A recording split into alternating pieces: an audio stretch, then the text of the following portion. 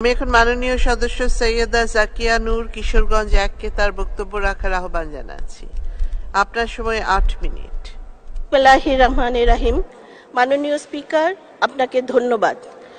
যতদিন রবে পদ্মা মেঘনা গৌরী যমুনা বহমান, ততদিন রবে কীর্তি তোমার শেখ মুজিবুর রহমান। আমি আমার বক্তব্যের শুরুতেই শ্রদ্ধার সাথে স্মরণ করি সর্বকালের সর্বশ্রেষ্ঠ বাঙালি জাতির জনক বঙ্গবন্ধু শেখ মুজিবুর রহমানকে। আমি শ্রদ্ধার সাথে স্মরণ করি 1975 সালের 15ই আগস্ট জাতির জনকের সাথে শহীদ হওয়া তার পরিবারের সকল সদস্যকে।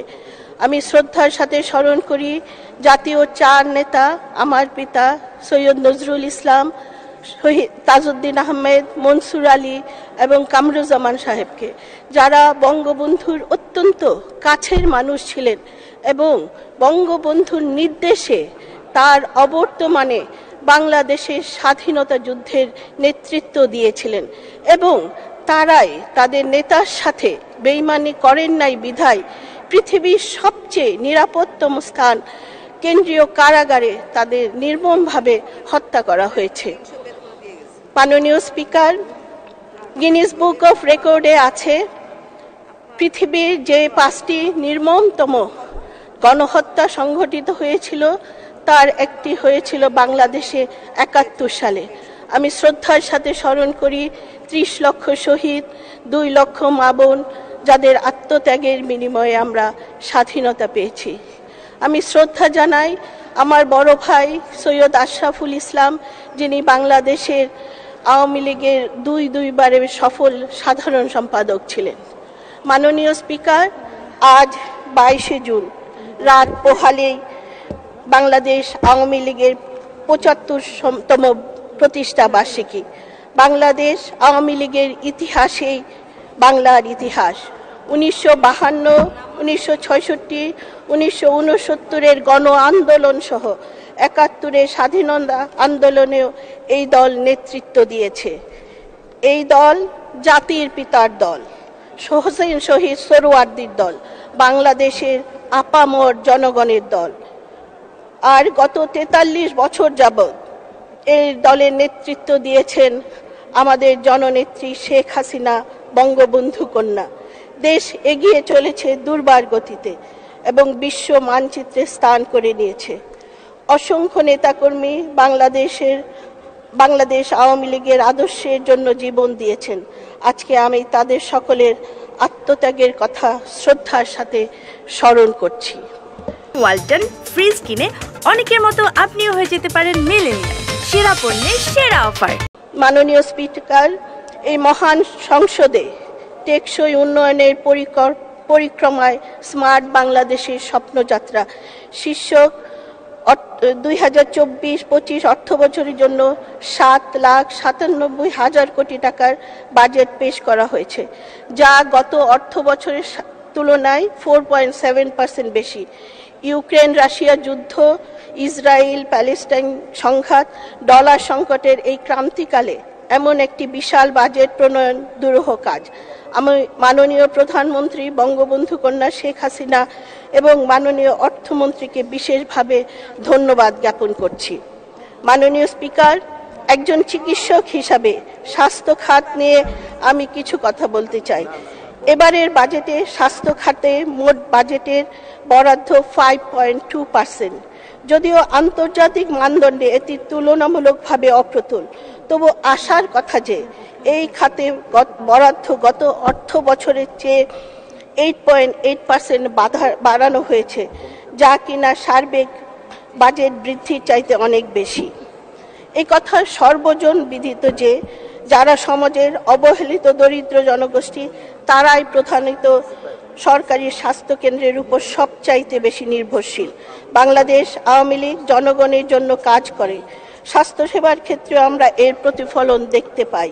উদাহরণস্বরূপ আমি আমার নির্বাচনী এলাকা কিশোরগঞ্জের সদরে অবস্থিত শহীদ সৈয়দ নজরুল ইসলাম মেডিকেল কলেজ হাসপাতালে কথা বলতে পারি।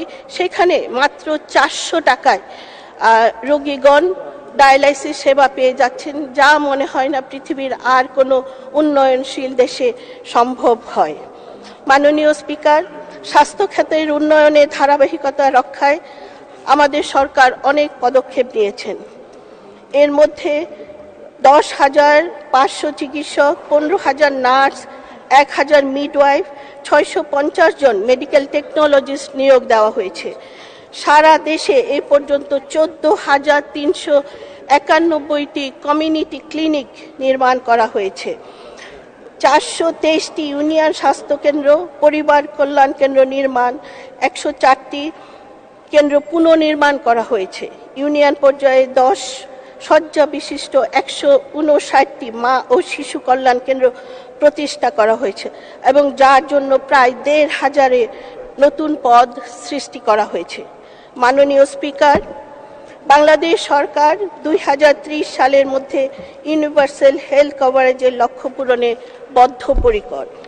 আমরা যেমন এমডিজির লক্ষ্য পূরণ করেছি, ইনশাআল্লাহ সাস্টেইনেবল ডেভেলপমেন্ট গোল 3.8 এ বর্ণিত ইউনিভার্সাল হেলথ কভারেজের সময় মতো অর্জন করতে সক্ষম হব।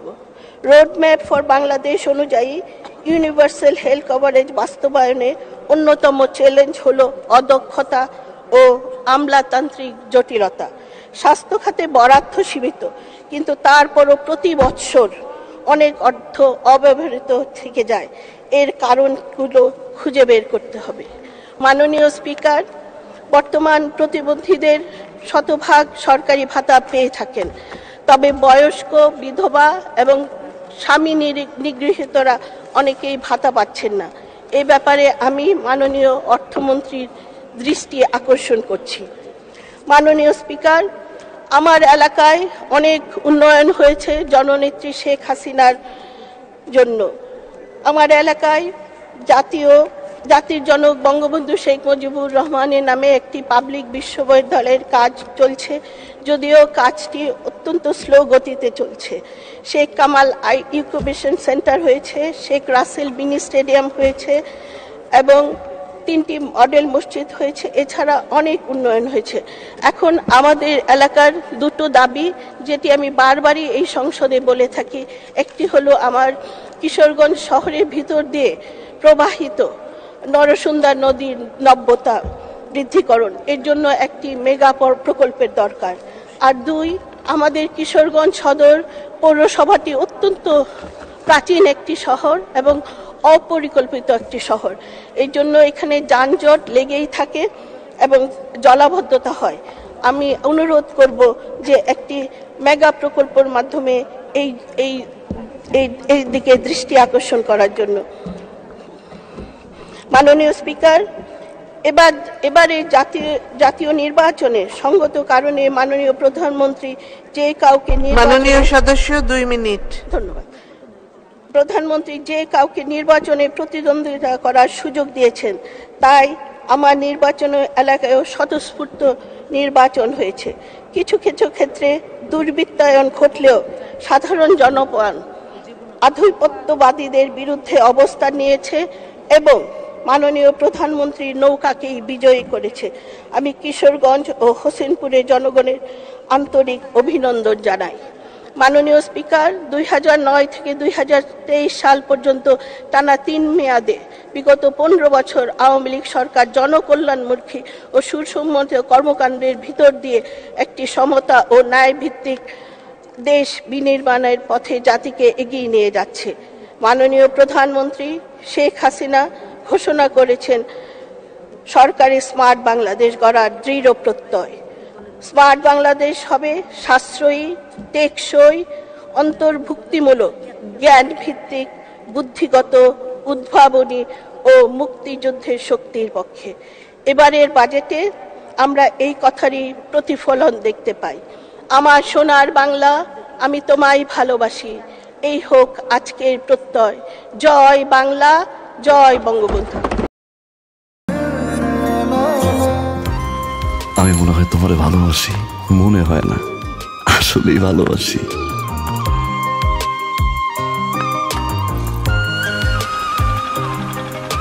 আপনি যে আমাকে ভালোবাসেন আমি টের পাই।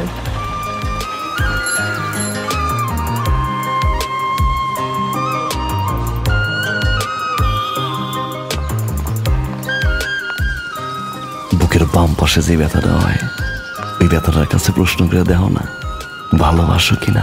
টাকা 10 টাকা 10 টাকা ঘুরাইয়া দেখেন ভাগ্যের চাকা। Lottery lottery lottery.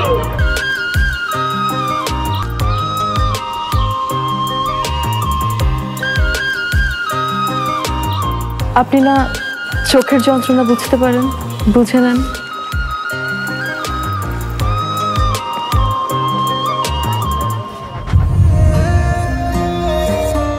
কিন্তু পুরো জগৎ মিথ্যা বলতে পারে, মানুষের চোখ কিন্তু কখনো মিথ্যা বলে না। তোমার ওই চোখ বলে তুমি আমারে ভালোবাসো। আপনি কি আমায় দেখছেন?